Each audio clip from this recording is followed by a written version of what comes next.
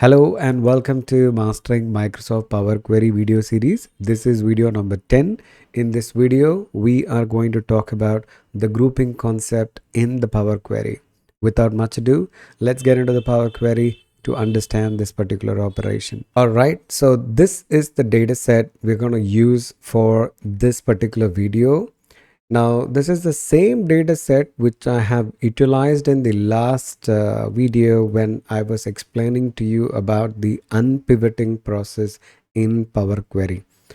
Now, what they are looking forward this time is simple. For each tire model, what is the year-wise total production cost?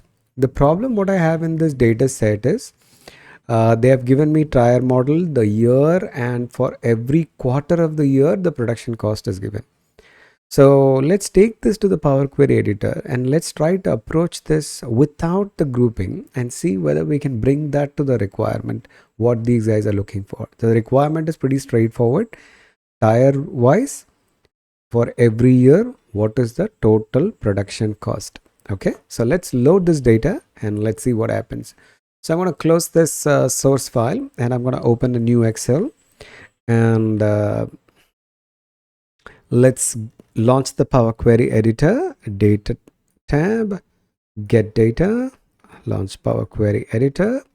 Now in Power Query editor, we go to the new source file, Excel workbook, and we're going to go to this is the file I want to load it. I'm going to select it and import it. And this is the sheet which contains the data. I'm going to select that and I'm going to click OK. And the data is getting loaded right now.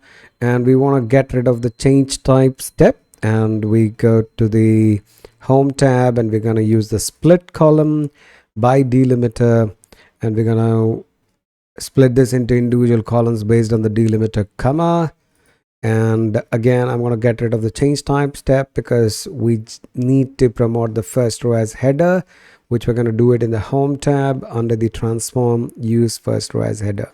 So we got them done. Now change type is perfectly accepted this time because this is what we need. But remember, we want to present each tire wise for each year. What is the total production cost? So let's see whether we can bring this as through the pivot table, and if that's possible, then we can take it forward. Else we need to see any transformation we could do it over here can help us to achieve it. So I'm going to say this is the transformed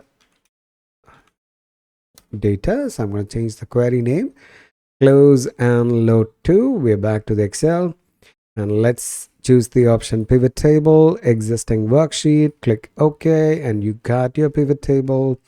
Now let's take the tire model in the row section so that we get each tire model in each row, and I want the year that is also on the column. But all I want to see here further is the total production cost for 2021, 2022, 2023, 2024 for the tire model 01.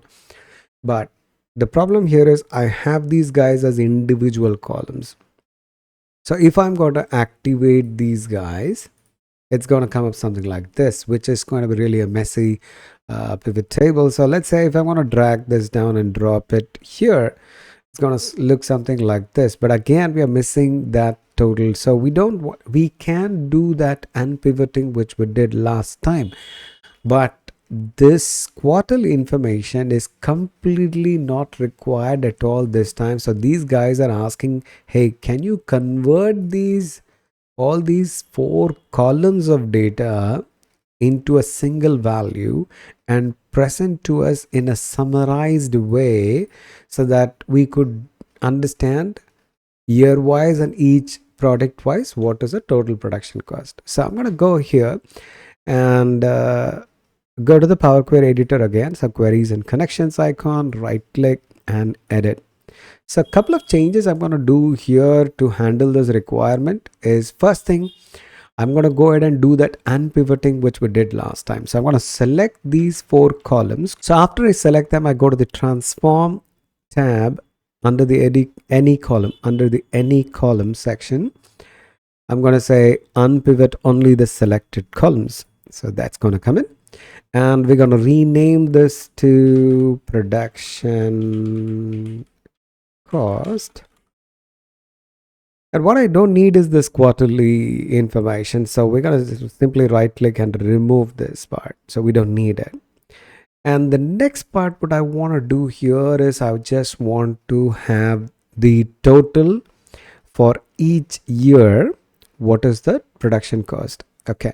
So what I'm going to do over here is let's go to the home tab, and there is an option called group by. So I'm going to say group by, and a dialog box opens up. So I'm going to first I want to group by each tire model, and in each tire model I want to group by year wise, and what I want to see is the total production cost by adding the values under production cost column, and that's what we want to achieve. So let's click OK, and let's see what happens here. So we could see here for the tire model 1, for all the 4 years we got the total production cost. For tire model 2, for all the 4 years we got the total production cost. So before this grouping was done, our data was looking something like this, my friend. But after the grouping is done, I want you to see how the data is presented. Okay, now I want to see this in a way that years becomes columns and these values are presented for each year, not like this. So what we're going to do, we want to convert this row wise information into column wise. So I'm going to go to the select the year column and go to the transform. This time I would love to do the pivoting. So pivot the year column by taking the values from the production cost. That's what I want you to do. What I want you to do is don't aggregate it, because I've already done the aggregation. That grouping has been already done, the summing process. I don't want to do that again. But even if you choose it, it's not going to make any difference because the values are already summed up. All right, so that is done.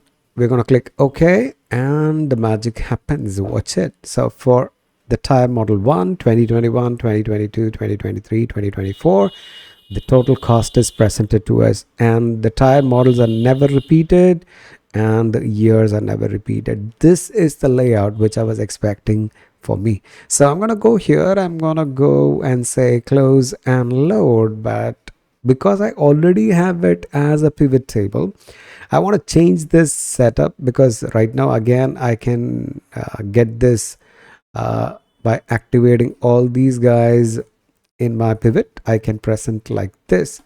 So what I can do, move this sigma values to the column section, so the values are presented like this. But there's no value addition when you're trying to get this into a pivot again, because you're just trying to show the same what you had it in the table. So the pivot is not doing any kind of value addition here. So what I'm going to do is I'm going to do a small change here in my output.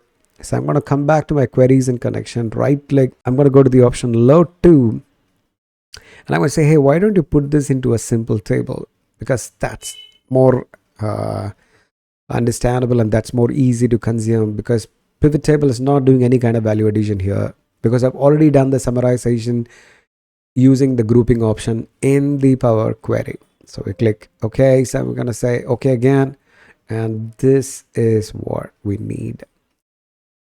Now my team can use this in any way however they want to do it, because if I give them as a raw table, they can use this for their further analysis, or they can do a lookup from this, or whatever they want to do. It's all open for them.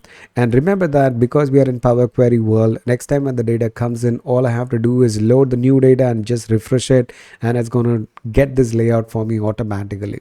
All right, so that is the grouping option in the Power Query editor, which I've shown you. Again, we need to understand, when do I have to go for grouping? When your data is so huge and you want to summarize and present it as a summary table, the first option you should think for is, why don't we take the transformed data and load it in as a pivot table and try to summarize through the pivot table. If that happens, and if your pivot table gives you a value addition by summarizing those rows and columns and presenting you in the way you want it, then go for it.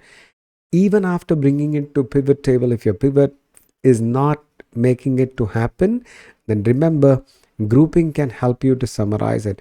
The best part here, the grouping can be done by single column or by multiple column, and the numerical column which you are summarizing, you can have multiple aggregation in the same column. So example, I can have the total production cost, I can have the average production cost, I can have the maximum production cost, I can have the minimum production cost. All those are possible to present even through the grouping as well. So I want you guys to go ahead and use this data set, explore the options inside the grouping, and let me know your experience in the comment section. We'll meet you again with another interesting input in the Power Query world. Until then, take care of yourself. Signing off, Hariharan.